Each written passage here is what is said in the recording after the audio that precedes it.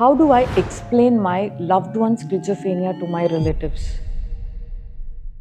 I know this is not an easy conversation to have.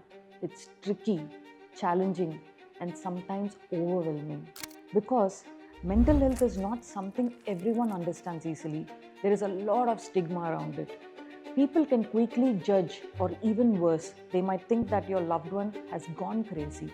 But the truth is, people around them, especially the closest circle, need to be aware of the situation. And there are a couple of important reasons why. First, avoiding social situations forever is not the solution. We can't lock them away. Life will go on with family functions, events, and gatherings. And second, if close people don't understand what's going on, they might unintentionally alienate your loved one or say something hurtful, and this could make things worse. Your loved one needs a safe and supportive environment to recover, and only people in their close circle can create that. So, the big question is, how do I tell them? First, don't feel bad about it. Be plain and confident. It usually depends on who you're talking to. Let's say they're coming to your house or you're taking your loved one to a family gathering. It's always better to talk to the people involved beforehand. You could say something like, my parent, sibling, or kid has been diagnosed with schizophrenia. We visited a doctor and they explained the condition to us. I'd really like to bring them to the family gathering, but there's a chance that they might feel overwhelmed or isolated. I need your understanding and support to handle that.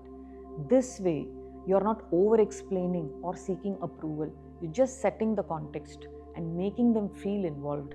Or you can be more detailed. Instead of just saying, please be supportive, ask for a specific kind of support.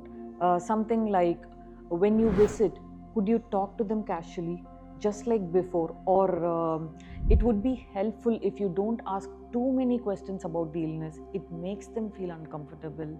And if they refuse to meet you, please don't take it personally. It's just part of their condition, and we are working on it. Being specific about what kind of support you need helps a lot. They'll know exactly how to contribute without feeling awkward. Of course, not everyone will understand it right away. Some relatives might have misconceptions and ask things like, is it safe to be around them? Will they ever get better? And some might have opinions. People usually do, right? You'll hear things like, take them to this temple or try this remedy.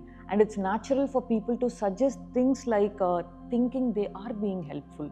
The only way to tackle all these questions and stand your ground is by educating yourself about the condition and treatment options for schizophrenia. Some relatives will understand, be empathetic, and give you the space you need, and that's wonderful.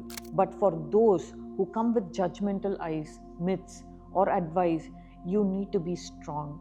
If they are the listening type and their concerns are genuine, explain the situation to them. If not, respond less.